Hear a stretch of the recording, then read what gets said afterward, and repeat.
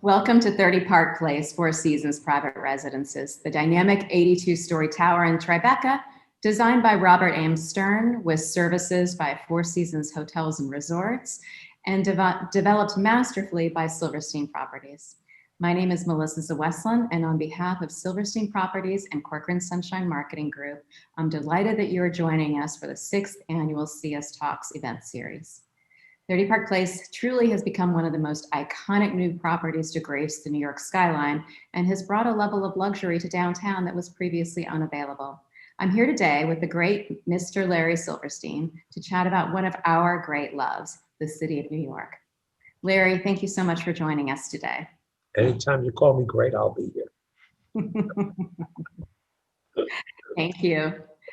So Larry, I understand you just had the pleasure of spending several months sitting with your lovely wife, Clara, at your beautiful apartment at 30 Park Place. Tell us a bit of what that was like. Well, it was different because we couldn't venture forward very far without trepidation because of the pandemic. And so we, like most others, found ourselves confined to the house. And so when we first married, Clara promised she'd marry me for better, for worse, but not for lunch. And suddenly she found herself not only preparing breakfast and dinner, but lunch as well. So it became a major negotiation. And as we recognized, we were moving rapidly toward our 65th wedding anniversary. The negotiations became interesting, and so I had to give on many more issues than normally would be the case if I wanted to continue to have lunch.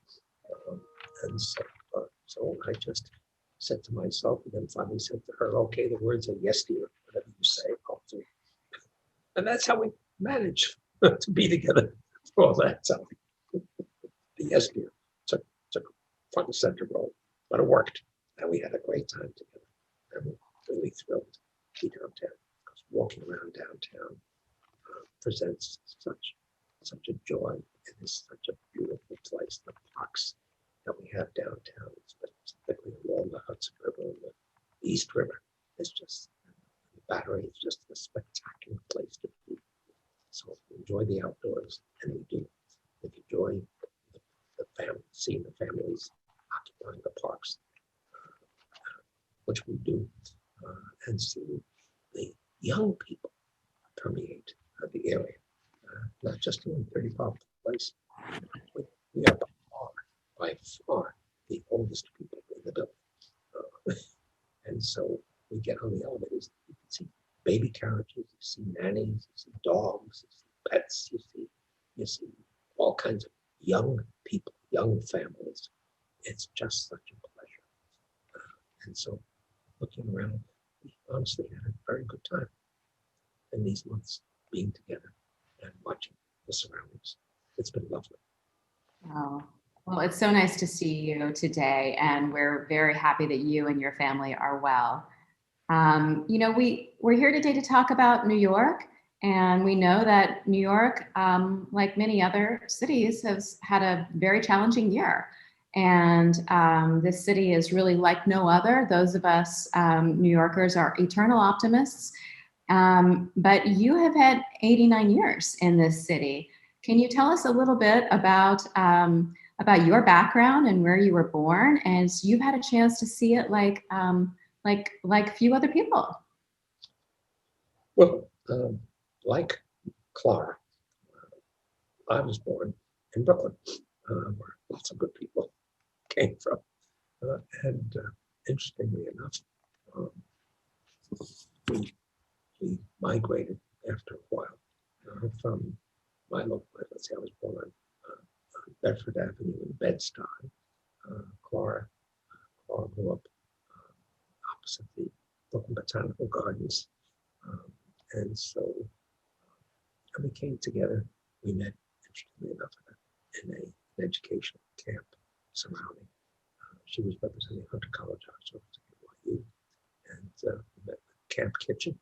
And she was my boss in the kitchen back in 1951. And interestingly, nothing has changed. But today she's my boss, not just the kitchen, she's my boss of everything. But I love her. I love her as my boss, so I'm very happy. So we just enjoyed growing up in the city, we're educated in the city. She was educated at Hunter College. She got a master's degree, a doctor as well. I was educated at NYU and loved it. It's totally involved in NYU today. And so as she was involved today. So we've enjoyed the city, the advantages of the city, the benefits of the city, and all it has to offer, because it's so much. It's so diverse, and there's so much to take advantage of.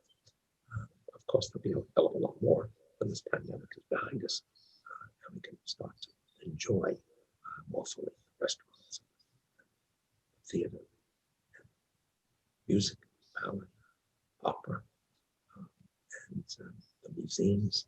I mean, this city has everything, and we just miss being able to go and enjoy all of it, and to take advantage of its offerings on a full basis.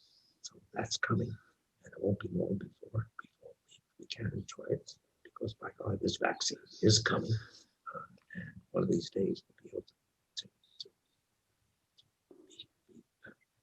be shot with it and benefit from it, and then of course life will become much more full again, and that's what we all look forward to. Larry, I have to ask, as somebody who embraces this magical city like no other, there's been a lot of talk about New York right now not being the same, with a temporary limitation on some of our activities. And the city has done so much to go through these dramatic efforts to reopen.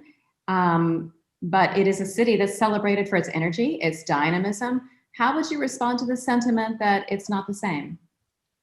Well, while we're in this pandemic mode, while we find ourselves having to navigate with caution, while we have to be guarded against catching this COVID-19 bug, we just have to realize that we have to act with caution, with care, and with obvious limitations. So wearing a face mask is essential. Social distancing is essential. Washing our hands constantly is essential. Just being smart about being cautious to protect ourselves, protect our loved ones around us, and protect everybody else we come in contact with. But this is one of the things that is such an important aspect of New York, is its diversity, is its abundance of people from all walks of life, who, when they come together, produce such a level of creativity and change, nuance, and diversity, benefit from it all. When you see the tech companies that are coming to New York, you see the level of creativity on which they're dependent. And when, being on Zoom calls is terrific, but it's nothing like coming back and being able to be at work and socialize with each other, talk to each other, converse with each other, contribute to each other. I mean, there's such a benefit that comes from being able to work together with your colleagues. And I find that being at home is wonderful, but coming back to work, I find is also wonderful. Just being able to be with all my people, my friends. These people, this is my extended family. This is my business. And being able to be together and function together. I mean, the creativity, the innovation, the dynamism that it produces is breathtaking. And it's hard to do that on the telephone. It's a hell of a lot easier and much more fun to do it when we're able to be together in the office. So that's what we look forward to again. That makes total sense. So I'll tell you, one of my favorite parts about us all being back in the city right now together is that, not surprisingly, we've seen New Yorkers in typical form rising to the occasion to embrace some necessary changes to how we're living right now. Whether it's with new modes of transportation, lots of people on bicycles, or turning out to enjoy all of this magnificent outdoor dining that we get to enjoy right now. Are there any adjustments that you see happening in the city that make you think, why didn't we all do this sooner? Or that you hope that will become a permanent part of our culture? Well, I certainly think outdoor dining is something that's here to stay, whether it's winter or non-winter. I think people have begun to enjoy it to such an extraordinary degree that you can take advantage of heat facilities, heat lamps, and so forth, that all the restaurateurs seem to have found and now are using to enable us to eat outdoors. We want to continue to do that. But I will also tell you, we've gone back now into restaurants where there's a determined sense of care exercised by the restaurateur to make sure that the restaurant does not exceed its 25% capacity limitation set by the state, and to make sure there's adequate room between the tables so that social distancing is absolutely achievable. We found that the restaurants we're going to now just wonderful. And so I in New York, we burned it down, been back there. It was just terrific to be there on their opening night and to see lots of people similarly obsessed with enjoying good food in some of the best restaurants that the city has to offer. And so my sense is that this is going to happen more and more, and people will be in a position to take greater and greater advantage of it. And as that happens, life is going to come back to normal again. And it ain't going to happen overnight, but it's happening.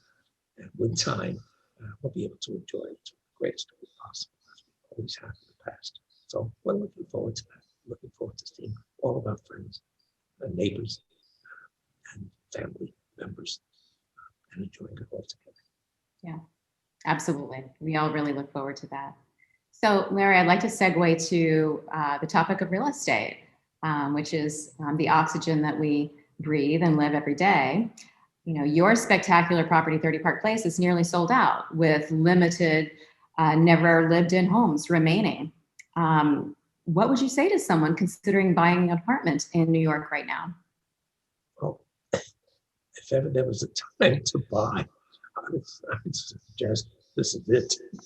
I've never seen so much availability of product. A lot of product out, but there's also I see lots of capital, lots of money, and people who are interested in taking advantage of a market that is clearly a buyer's market. And so there are buyers out, lots of money looking for good opportunity in quality buildings, quality locations, and where people know they've got, especially when a building is overwhelmingly sold out. We've got out of 159 units, I think we've got 4 left, and so it's a people know they come into Four Seasons building, Four Seasons Hotel building downtown, and with absolute financial stability, no question. And so it's I think these buildings such as ours, there are many like this in New York, have such quality product to offer under such ideal circumstances that my sense of people are increasingly taking advantage of these opportunities. They see them as a unique opportunity from the standpoint of timing, from the standpoint of availability of quality product, and in different locations. There's such diversity of locations that the opportunities are really unique. So my sense is that this is increasingly less practice is going to come online because I think the bulk of that has already been established, also in place. And so with time, this product is going to get absorbed. It always does. Whether it's a year or two, it's going to get absorbed as time progresses. People who have taken advantage of the opportunity will look back and say, our timing was good, our time was right. So this is what I see. That's great. Well, Larry, I have to say it's always a privilege to spend time with you and enjoy all of your positivity as it relates to our real estate industry in New York and to the city as a whole. And I really want to thank you for joining us today and giving us your time for our CS Talks event series. We always enjoy working with you and the rest of your team. And finishing out 30 Park Place Four Seasons residences very soon. So it's great to see Mr. Downtown today, and thanks again for spending the time together. My pleasure. So you be well. Thank you. Best to all of your buddies, all of your colleagues. You as well. Thank you. You so much. All the best. Thank you. Bye-bye.